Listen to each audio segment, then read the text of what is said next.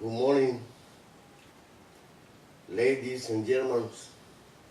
I am Captain Hamilton Guzman, Master Chief, and the towboats and several chiefs, tight chiefs. I have one important announcement for you. Buenos días, damas y caballeros. Yo soy el capitán Hamilton Guzmán. He trabajado en varios remolcadores, en todo tipo de barcos, y tengo un importante anuncio o inquietud para ustedes. Desde 1979 al final, yo fui contratado para trabajar como supervisor y adiestrando personas para las maniobras en aquel entonces el más importante puerto después de la zona del canal, petroterminales.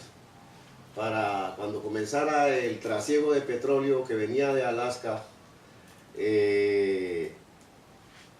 yo ya hubiera instruido a las personas y tuviera la habilidad para acodar los barcos en los muelles, como para los muelles que llaman muelles islas.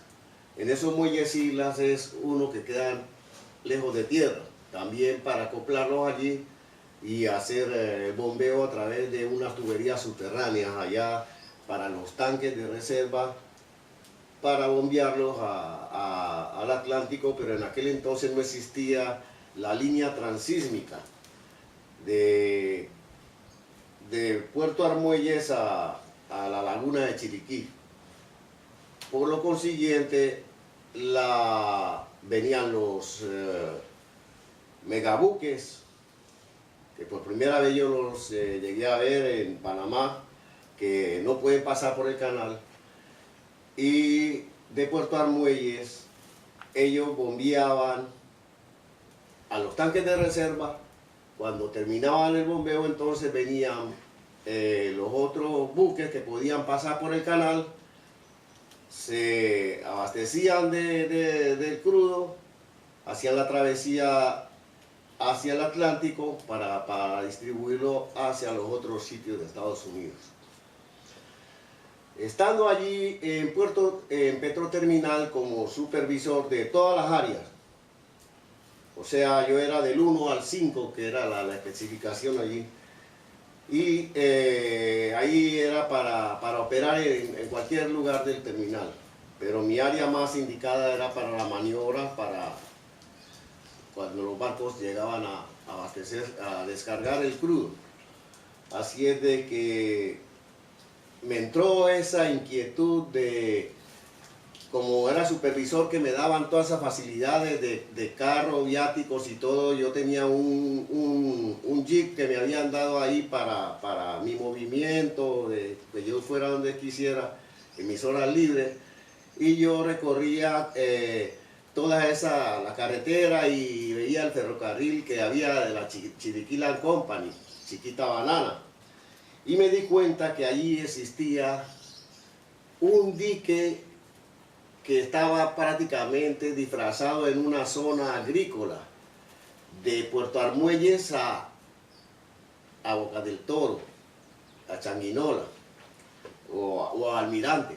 Allá había otro puerto también que descargaban, y se me vino la idea de que se podía hacer un dique seco del Atlántico al Pacífico o del Pacífico al Atlántico, porque vi que ahí habían hecho unos trabajos también los norteamericanos, como una especie de dique, porque ahí entraban esos barcos grandes también a los muelles esos que ya estaban hechos a cargar los bananos. Y ya con esa inquietud seguí hasta que me puse más o menos a investigar más y me di cuenta que tenía viabilidad de eso para otro nuevo tipo de negocios dentro de la economía de servicios de Panamá. Este sería un multimodal de transporte. En aquel entonces esa palabra no se conocía. Y yo comencé a investigar hasta que armé cómo crear un nuevo tipo de negocio para esa economía de servicio marítimo.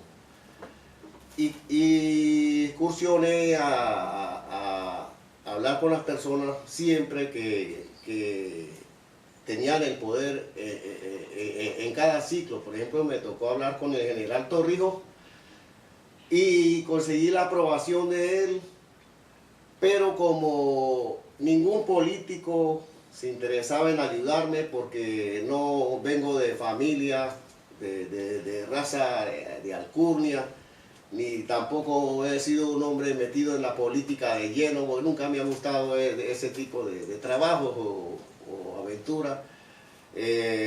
Siempre me he dedicado a mi trabajo, nadie me paraba bolas, como se dice. Total de que por mi propia cuenta yo tenía que hacer los esfuerzos y tratar de lograr la meta, pero nunca conseguí nada, hasta que las cosas cada día se ponían más difíciles para hablar con ese general Torrijos. Por ejemplo, a las finales ya muy poco llegaba al puerto de Farallón, y cuando uno iba a entrevistarse con él, cuando uno sabía que él iba a ir, que ya no era frecuente que él iba, entonces él daba la orden de que primero atendía a las mujeres que iban con problemas y familia, o a los grupos de sindicalistas. Como yo iba siempre solo, porque los grupos de sindicalistas ninguno me apoyó cuando les dije que iba a crear más empleo para todos, para que cuando hubieran pocas oportunidades, tuvieran más oportunidades de trabajo, creando el Banco del Pescador para los pescadores, con otras ideas que inventé sobre lo que es la biología marina, de hacer, ¿cómo se dice?, una biocapacidad de producción para los tiempos difíciles de la veda, tiempo que estuviera enfermo, tiempo que no tuviera una cobertura de seguro social para él o sus hijos, muchas cosas, pero la gente se interesaba en otras cosas. Unos no me acompañaban porque les daba miedo, otros porque querían quedarse cuidando a la mujer. Entonces yo no pude contar más con esa gente, hasta que ya llegó el momento que el deceso del general Torrijos, y apareció otro comandante ahí, muy difícil hablar con él, un señor Paredes. Entonces después acomodaron a este otro señor Noriega, entonces las cosas se complicaron más, y cuando en la campaña del doctor Nicolás Ardito Valeta, yo vi que era un hombre de demasiada sabiduría, con el que se podía contar. Entonces le hice mención del proyecto, que en aquel entonces lo calculaba yo fijamente, sin mentir y exagerar, 30.000 empleos permanentes sostenibles.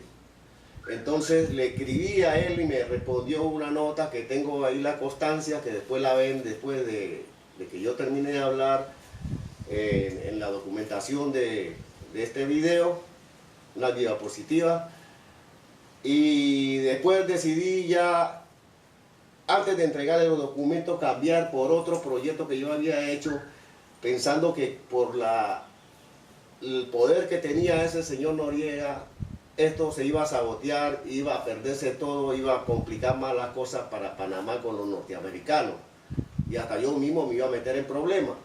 Así es de que decidí aguantar eso, hasta que han venido otros presidentes, la presidenta Mireya Moscoso, y he venido más o menos mostrando otras documentaciones de otros proyectos importantes, como por ejemplo el que se desarrolló aquí, que vino la misión esta interoceánica. Yo fui el creador de eso y a mí nadie me reconoció nada. Ahí fue donde reconocieron a la isla de Coiba como patrimonio mundial, pero el que creó ese proyecto fui yo. Aunque nadie me mencionó, ni la presidenta Mireya Moscoso, ni nadie.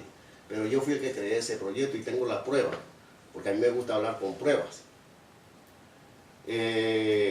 Total, de que yo siempre he seguido pensando como una persona que ha amado tanto la patria. Yo pienso más en los intereses comunes de todos y para todos, que todo el mundo participe, igualdad de oportunidades, que mis beneficios personales. Yo he sacrificado buenos trabajos por ayudar a otras personas y siempre esa ha sido mi orientación, por eso que yo no tengo millones ni fama, pero sí sé que yo tengo una visión como un inventor, como una persona que crea proyectos, una visión de futuro muy positiva, porque ya yo lo he visto por las veces que me han plagiado muchas cosas que yo he inventado y las personas han triunfado, pero yo no dejo de insistir en este proyecto de que al conocer, por ejemplo, que Puerto Armuelles se podía convertir, comprobado, en que ya había una ruta, un itinerario creado para esos megabuques y cuyo centro o ombligo era Panamá, hacia el norte, o sea que pasando a México, Estados Unidos, Canadá, y ahí podía seguir esa ruta para Asia, la China, Filipinas. Entonces nunca he perdido la esperanza de que eso logre realizarse. Hace algunos años que yo he escuchado y he visto noticias que están creando ya megabuques no para transportar el crudo petróleo, sino para transportar logísticas. O sea, esto viene siendo prácticamente unos parques de logística flotantes, unas plataformas flotantes de logísticas.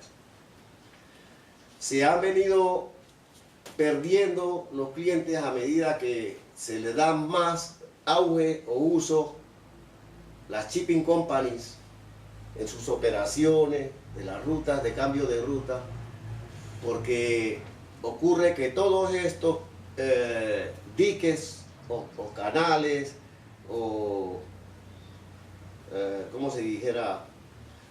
Por donde artificiales o reformados, ¿no? Como el que mucho que se menciona aquí, que es el que más dice que le tiene miedo, ese también está perdiendo clientes. Está perdiendo clientes porque ya esos megabuques, hay un cambio de ruta o itinerario. Ese es ahorro de mucho tiempo en operaciones, mucho tiempo en dinero. Tener más seguridad al hacer cambio de rutas, que no está pasando por lugares donde pueden ser intervenidos por grupos terroristas o el crimen organizado. Entonces, tampoco puede decir uno que estas megacompañías propietarias de los megabuques que controlan ahora mismo todo el comercio mundial en la marcha marítima, solamente piensan en sus beneficios personales. Hay que darle razón también en esos puntos. Entonces, por eso yo sigo insistiendo que ya conociendo lo que es Petroterminal, que está dentro de esos itinerarios, al hacer cambio de esos otros buques, ya es un puerto que solamente hay que hacerle algunas reformas, unas innovaciones, pero viene siendo el puerto especial para comenzar sin pérdidas, produciendo desde el comienzo, sin necesidad de meternos en lo que ya son las estructuras de Petroterminal. Me estoy refiriendo a la bahía de Charco Azul, que tiene una extensión más grande, para anexarle otros puertos para las otras operaciones de las logísticas, de los mercados. Entonces, pero bueno, solamente tenemos a Petroterminal con la profundidad para que todos esos megabuques lleguen. Y entonces se va a hacer esta vía, por ejemplo, de Puerto Armuelles, carretera. Desde el comienzo se ve que ahí, al hacer estos cambios de itinerario, muchos de esos megabuques pudiera la gente hacer los pedidos para llegar a Puerto Armuelles, descargando para todos los países centroamericanos que usan esta logística de contenedores, en contenedores. Así ellos se ahorran el tiempo de Panamá y de Colón hasta Chiriquí, o hasta la frontera de Costa Rica, que son por lo menos 8 a 10 horas. Entonces es un ahorro en operaciones, ahorro en equipo, ahorro en pago de personal y más conveniencia porque la mercancía llega más fresca, llega sin tanto golpe hacia los países centroamericanos. Esto pudiera ser como algo que solamente se puede pensar que bueno, entonces vamos a habilitar Puerto Armuelle y se hace una troncal hasta Costa Rica o sea, Oceanesa de Puerto Armuelle, que es un corto camino a la Interamericana en Chiriquí, pues. Pero yo estoy pensando de que es todavía mejor crear lo que es esa nueva fuente de ingresos, nueva mina creativa de esa economía de servicios marítimos para contrarrestar la pérdida de los clientes que día a día irá atendiendo más el canal de Panamá. Porque, como ya les dije, todos los puertos que han sido reformados, todos los diques o canales que han sido reformados para pasar en las rutas tradicionales, eso van a seguir siendo evadidos. No digo que van a ser obsoletos, pero van a ser evadidos poco a poco.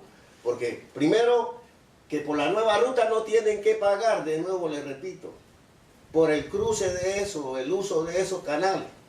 No tienen nadie que pagar. Entonces llevan de una vez, de un solo envío, envían lo que van 5 o 10 barcos de estos de 3.500 teus, 5.000 teus, porque esto es contenedor. Entonces, si van a llevar de un solo viaje 12.000 contenedores, ellos no van a utilizar ahora, por ejemplo, buques con el canal de Panamá reformado que pueden pasar con 5.000 contenedores. O sea que aún con el canal reformado nuevo que tenemos ahora en operación, no es apto para esos megabuques, porque no tienen la capacidad. Por eso mismo, yo estoy recomendando el uso de este multimodal de transporte, porque además de Puerto Armuelles, tenemos esa gran bendición que en la laguna de Chiriquí existen sitios donde hay profundidades que pueden entrar esos mismos megabuques. Se hace una pequeña reforma en la carretera esta, que ya existe también, de Puerto Armuelles a Changuinola y Almirante. Y tenemos ya entonces el dique seco interoceánico, en el cual, para tener más respaldo de la sociedad internacional, sobre todo de los países latinoamericanos, se puede hacer un canal interoceánico interamericano. Y quisiera que aprovechara Panamá la reunión que va a tener con todos los países de la ONU para que hiciera esta propuesta y se creara de una vez con todo el financiamiento, porque nos estamos durmiendo mucho. Y cuando queremos abrir los ojos, va a ser muy tarde, porque cuando nos damos cuenta, no es porque, por ejemplo, Nicaragua va a ser el puerto interoceánico, el puente interoceánico, o porque el puerto de Jamaica nos va a quitar los clientes del canal, o los puertos de Costa Rica, o los puertos de Colombia, sino que es lo más peligroso. Los sicarios económicos vienen comprando todos los bienes patrimoniales de los países, con miles de millones de maletadas en documentos y en papeles, monedas. Pero eso no va a costear la permanente mantenimiento de empleados públicos o creación de empleos permanentes, porque un Estado que se queda sin patrimonio se queda sin soberanía, hacen lo que les da la gana con él, porque ningún presidente puede tener ni voz ni voto en nada, puede salir como a hacer la estampa, pero no tiene poder, porque ese país no tiene ninguna fuente de economía, de creación de riqueza, que lo haga soberano. Entonces está sujeto a lo que le diga a otro, lo que tienen que hacer ahí, que son gente de otros países. Y eso es lo que tenemos que evitar en Panamá. Y eso es lo que viene ocurriendo en todos estos países del tercer mundo, del subdesarrollo. Aunque se diga que Panamá es país de primer mundo, es país de primer mundo, pero para los millonarios, para los que tienen ya sus inversiones en los grandes negocios que controlan todo, la distribución, la importación. Para eso sí es un país de primer mundo. Entonces, no podemos pensar de que somos un país de primer mundo porque tenemos ahora mismo un tren ligero. Y entonces ya por eso somos un país de primer mundo. Y eso ya es la capital. Ese tren necesita, para que la gente tenga los pasajes para poderlo ocupar, para que ese mismo tren se pueda mantener en servicio, que hayan empleo. Y que hayan empleo que verdaderamente lo pueda realizar gente que dependa de inversionistas panameños, privados, de pequeña y mediana empresa. Porque si todo lo están acaparando es la gente que tiene todo, dueños de la comida, dueños de la plata, dueños de la política, dueños de todo, entonces no vamos a llegar en ningún lado. Porque de todas maneras necesitamos tener más fuentes permanentes de patrimonio natural que sigan inyectando a la economía del país todo el dinero necesario para poder dar mantenimiento a las escuelas, los colegios y seguir progresando. Yo tengo aquí este mapa de una de las rutas del trasiego de petróleo, pero de aquí mismo, de este centro que es Panamá, como el ombligo, puede ir a Sudamérica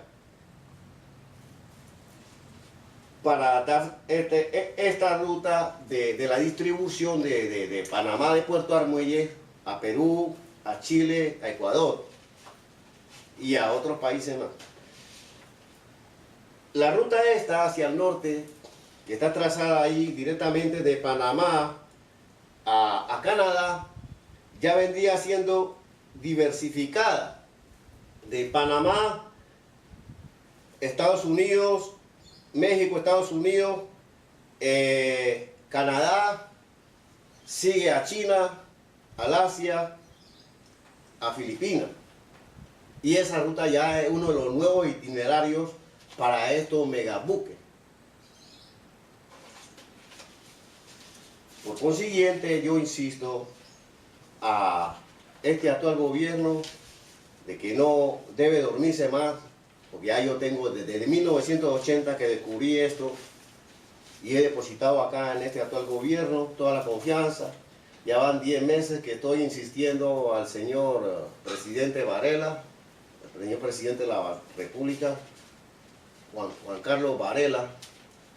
He insistido a la Cancillería, a su excelencia Isabel Saimalo, y de allí solamente conseguí desde hace 3 meses una pequeña respuesta. Fui a una entrevista ahí y esto ya está estancado, y espero que ella, que por ejemplo es la que va a estar encargada de la promoción de la reunión de presidentes acá en Panamá y estos asuntos internacionales, aproveche la oportunidad para que todos los panameños tengamos una permanente soberanía de la patria, porque tenemos esa nueva fuente de ingresos para Panamá y los panameños, que será el futuro del futuro, o sea, el futuro de nuestro relevo generacional, que Dios no anden pensando en que no van a poder alimentarse ni van a poder continuar sus estudios, no van a poderse realizar como personas por falta de ingresos, y que el Estado no los pueda ayudar a ellos a realizar sus sueños, porque es un Estado dependiente de lo que otros le dan, porque los sicarios económicos se van a encargar de llevarse todo. Por eso yo insisto en que el gobierno promueva este megapuerto desde Puerto Armuelles para crear la multimodal de transporte, que también puede recibir buques, megabuques en el Atlántico de Panamá. Son dos sitios como una bendición de Dios especiales, en la que poco el gobierno puede invertir. Es más, puede comenzar usando los puertos viejos de la bananera de la Chiriquí Land Company, para no meternos para usarlo de Petroterminal. Ahí en mismo Puerto Armuelles hay un muelle donde entraban los antiguos buques que cargaban los bananos de la Chiriquí Land Company. Muchísimas gracias por su atención a este mensaje. Espero haber llevado a ustedes esa inquietud, esa obligación, necesidad de promover este nuevo negocio para tener más ingresos al Estado en la economía de servicios de transporte marítimo y también de multimodal a través de este dique seco interoceánico.